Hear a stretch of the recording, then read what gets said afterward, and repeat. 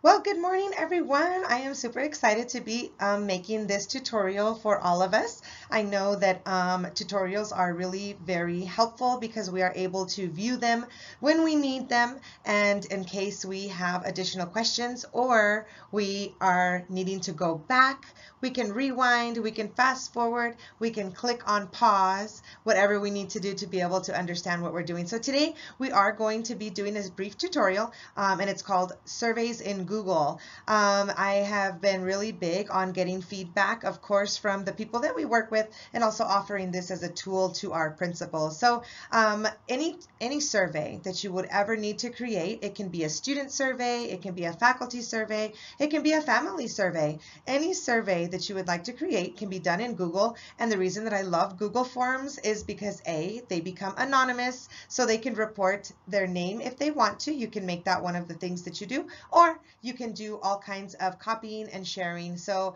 either way, today's tutorial is going to be based on creating surveys so that we can really have data-informed decisions on how we are supporting our campuses, how we are supporting different initiatives that are happening. Creating a new Gmail account is easy. For most of us, we already have a Gmail account because we know how beneficial they are. Once you have created your Gmail account and you log in, the thing that always comes up is going to be your email. In the right-hand corner, when you click on those small little squares, up comes all of the different things that encompass a Gmail account. For the sake of this tutorial, the one that you're going to access first is going to be Drive. Now, when you click on your Drive, you're going to open up things that you had recently worked on. But for today's tutorial, we are doing forms. So as soon as you open up those accounts, you will notice that up comes things that you had recently worked on. The first thing that you probably are going to do is to create a new form. When you want to create a new form, you're going to click on that little arrow that said New. You'll go over to More and you will select the first option, which is Google Forms. Once Google Forms comes up, you're able to make the form that you're looking to make. We are going to play a game check. You're going to title it, you can put in a form description, and then you can start with the first question. Once you have your first question, you're able to change it from multiple choice to check boxes to drop down, short answer, or paragraph. There's many things that you're able to do when you start to make your questions. Let's say that you're looking to add a picture. You're going to hit the Add button. That one actually added a question, so now we have different questions, but now I want to add an image. You can click on the Add an Image, you can open it up, and you can select one of the images. Just a reminder that the images have to be large enough as defined. And it'll tell you if your image is not large enough, and as you can see here, it automatically put in my image.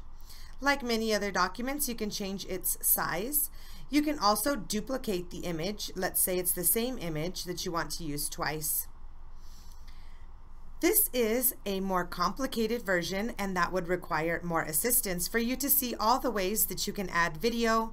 You can also add different text, but those all can be done via your more extended version of the tutorial. When you go to customize the theme, I'm going to go into that a little bit more detail, but you can change the color, which will only change the background. For the one that I am going to share, you will notice that that is important, and that will be in one of the slides to follow. Once you have created your Gmail account, you will be able to have the form power, and once that form is created, you're going to want to add collaborators because, like we always say, we don't want to work harder, we want to work smarter. This form right here was created based on the SEL tool that many of us are already familiar with. This tool is located in the CASEL documents, and that tool was the one that I used to create this very easy survey for our principals and campuses to use.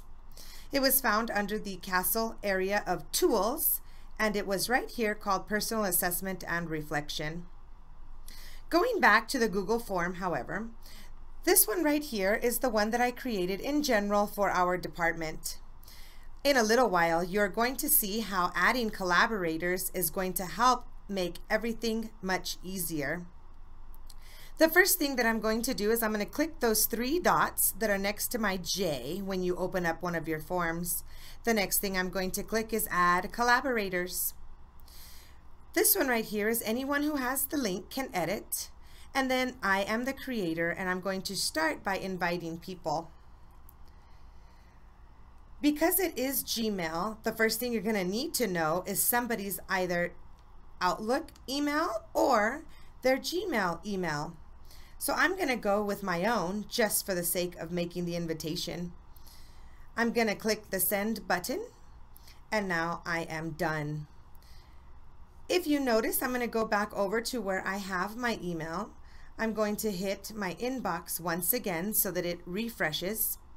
Sometimes that takes much longer than we would like it to. However, for the sake of this tutorial, I'm going to open it up.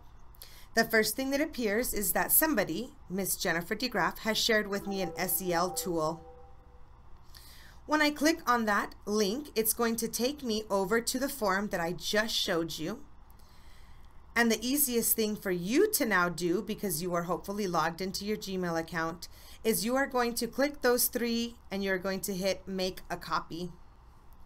As soon as you make a copy, you can rename it. I have been renaming it to the campus in which I am going to be presenting.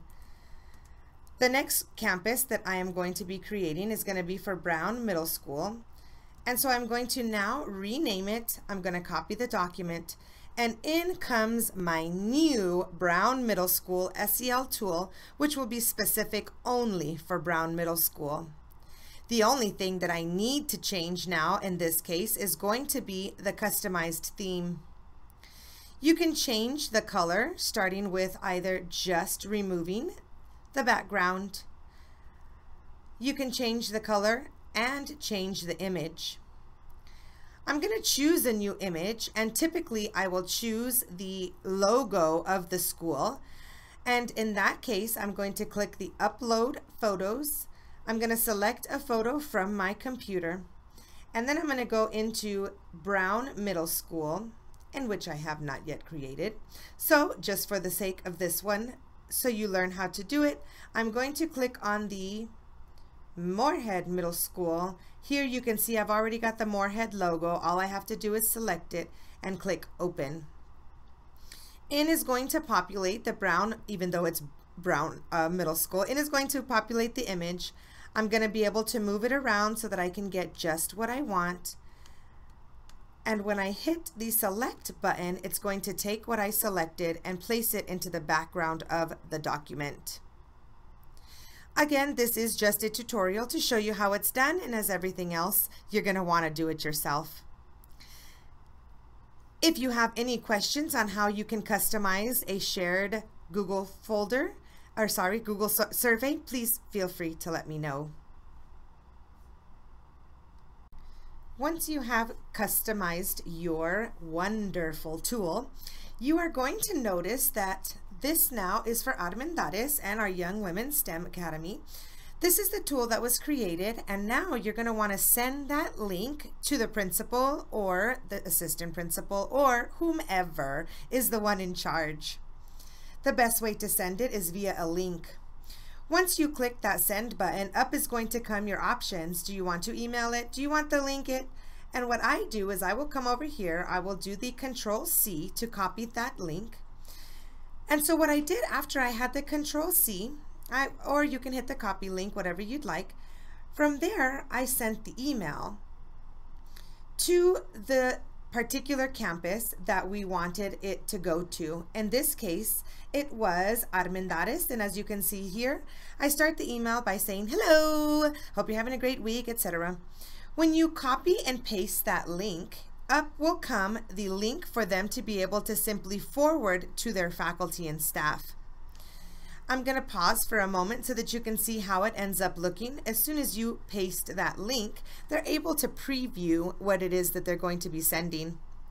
Just as an added support, I do draft examples for those administrators to be able to send what the survey is about how long it takes, and when it's expected to be due. That was sent yesterday, and I was noticing this morning that there are already responses in the link. When I come back over to where I was, and hopefully I can find it sooner rather than later, I'm actually going to exit out of sending the form. And if you notice here at the top, not only do we have our questions set, but now we actually have responses. What that means is that there have been faculty and staff, 8 of them to be exact, that have already began filling out this form.